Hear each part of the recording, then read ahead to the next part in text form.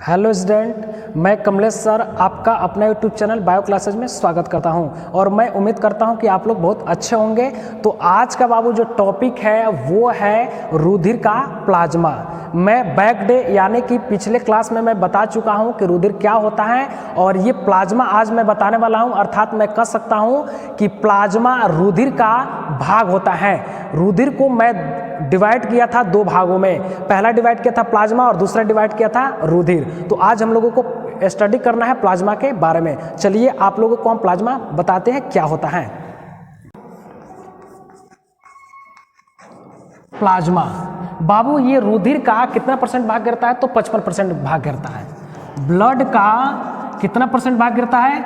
तो 55% भाग घेरता है। ठीक है ना, कौन? प्लाज्मा। ठीक है ना। अब मैं अगर बात करूं कि ये प्राकृतिक में कैसा होता है, तो यह नेचर में बिल्कुल साफ होता है, जल की तरह साफ होता है। अगर साफ होता है तो ये पारदर्शक भी होता है, यानी कि इससे आर पार देखा जा सकता है और ये हल्का क्षारीय तरल पदार्थ होता है। अब थोड़ा सा यहाँ पे हमको और ध्यान देना होगा कि अगर मैं बात करूँ कि इस प्लाज्मा में क्या क्या उपस्थित होता है, यानी कि प्लाज्मा का कंपोजिशन क्या होता है, इसका संगठन किन किन पदार्थों से मिल करके, किन किन तत्वों से मिल करके हुआ है, तो आइए मैं आपको यहाँ पे अच्छी तरह से बताता हूँ। ध्यान दीजिएगा बाबू।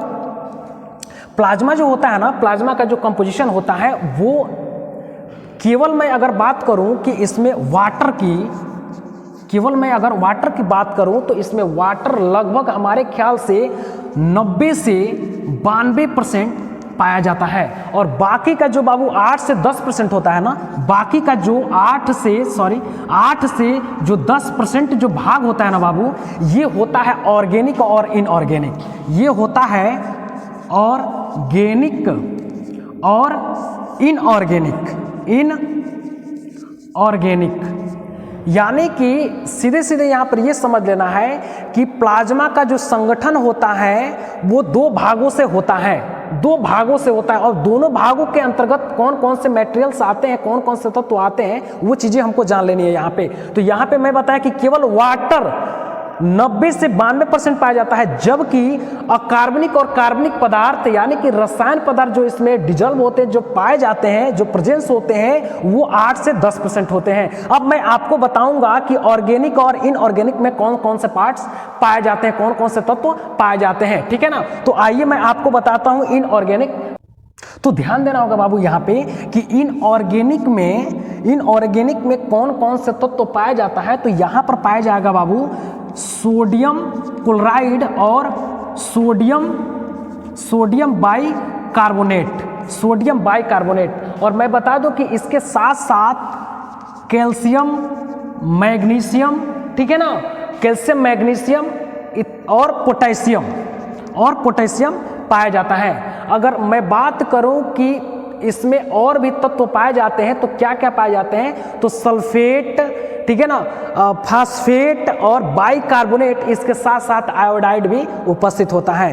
तो ये रहा अकार्बनिक में क्या क्या तत्व पाए जाते हैं। तो एक बार और हम देखेंगे कि अकार्बनिक में इनऑर्गेनिक के अंतर्गत यानी कि इस 8% के अंतर्गत कौन कौन से तत्व पाए जाते हैं। तो केवल इसका जो परसेंटेज होता है, इसमें से केवल इसका जो परसेंटेज होता है वो होता है बाबू 0.9 जो है, केवल 0.9% केवल इनऑर्गेनिक का होता है। बाकी का जो इसमें बचता है सारे के सारे आ जाते हैं ऑर्गेनिक में। ठीक है।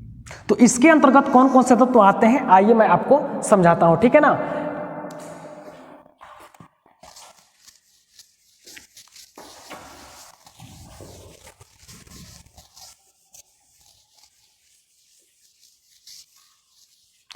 बाबू यहाँ पे ध्यान देना होगा कि प्लाज्मा का ऑर्गेनिक के अंतर्गत सबसे पहले आता है तो प्लाज्मा प्रोटीन आता है। क्या आता है बाबू? Plasma protein. ध्यान दीजिएगा, प्लाज्मा प्रोटीन। ठीक है ना। अब प्लाज्मा प्रोटीन के अंतर्गत कौन कौन से प्रोटीन आते हैं मैं यहाँ पे नोट कर देता हूं। पहला आता है एल्बुमिन, ठीक है। और दूसरा आता है ग्लोब्यूलिन, ग्लोब्यूलिन, ठीक है। और तीसरा आता है फाइब्रिनोजन और प्रोथ्रोम्बिन, यानी कि यहां पर लिख देंगे हम प्रोथ्रोम्बिन और इसके साथ साथ आ जाता है फाइब्रिनोजन, ठीक है ना, फाइब्रिनोजन। ये दो भाग आते हैं, प्रोथ्रोम्बिन और फाइब्रिनोजन।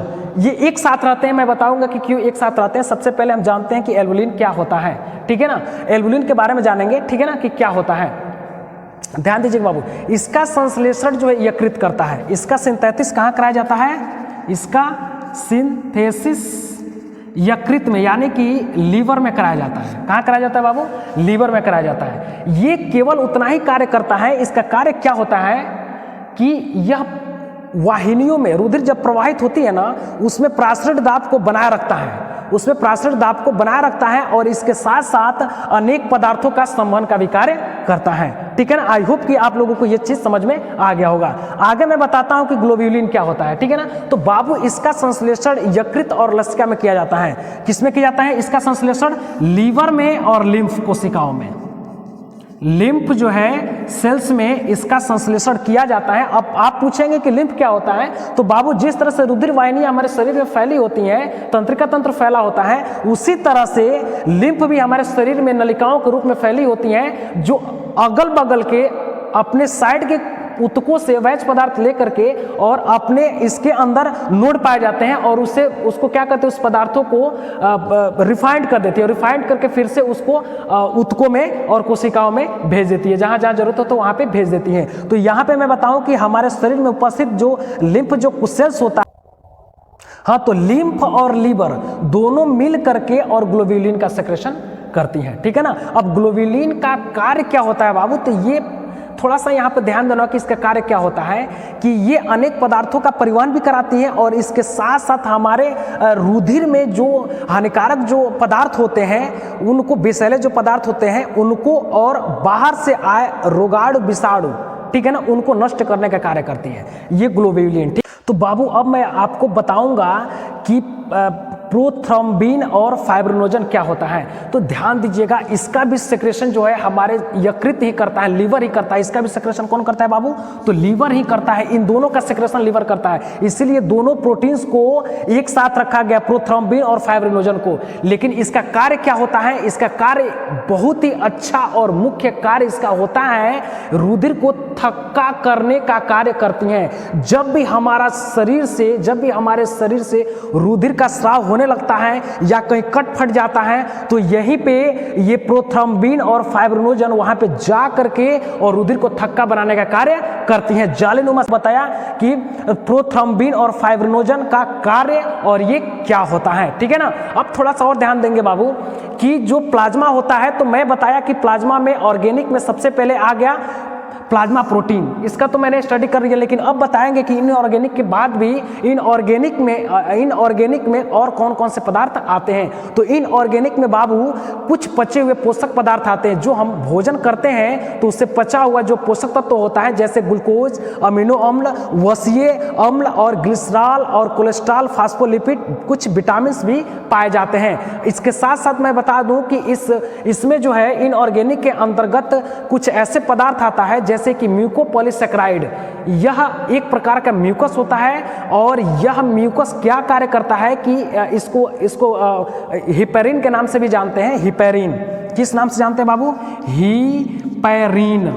और हिपेरिन ही ब्लड को कोगुलेशन से बचाती है। किसको बाबू? ब्लड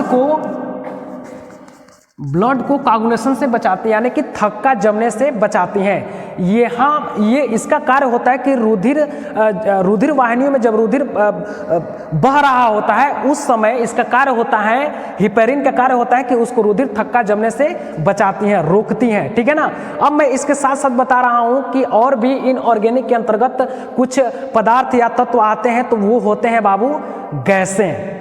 क्या होती हैं? गैसें होती हैं। कुछ गैसें आती हैं, जैसे मैं बता रहा हूं कि ये किस अनुपात से पाई जाती हैं, तो आप इतना ध्यान में रखिएगा और इस चीज को गांठ बांध लीजिएगा बाबू कि प्लाज्मा प्रति 100 ml जल में, प्लाज्मा जो है प्रति 100 ml जल में, यहां ध्यान देंगे, प्लाज्मा प्रति 100 ml जल में, प्रति 100 ml वाटर में, प्रति 100 ml वाटर में ध्यान देंगे यहाँ पे कितने कितने गैसें उपस्थित होती हैं। तो 0. ध्यान दीजिए बाबू, 0.29 ml, 29 ml यानी कि 29 ml ऑक्सीजन, जबकि 0.5 ml नाइट्रोजन व इसके साथ साथ मैं बता दूं 0.5 ml की मात्रा में कार्बन डाइऑक्साइड पाया जाता है। तो मैं यहाँ पे आपको समझाया कि इनऑर्गेनिक के अंतर्गत प्लाज्मा में कुछ गैसें भी पाई जाती हैं जो इस अनुपात में पाई जाती हैं। तो बाबू आई होप कि आप लोगों को समझ में आ गया होगा। यदि हमारा पढ़ाया हुआ प्लाज्मा अगर समझ में आ गया है, अगर आप हमारे वीडियो पर नए हैं तो हमारे वीडियो को लाइक करें, कमेंट करें, शेयर करें और सब्सक्राइब करें। सब्सक्राइब इसलिए करें क्योंकि मैं जब भी नेक्स्ट वीडियो जब भी मैं अपलोड करूंगा तो वहां पे आपको नोटिफिकेशन मिल जाएगा, यानी कि आपको आसानी से वीडियो हमारा वहां पे मिल जाएगा और आप हमारे वीडियो को देख पाएंगे। धन्यवाद।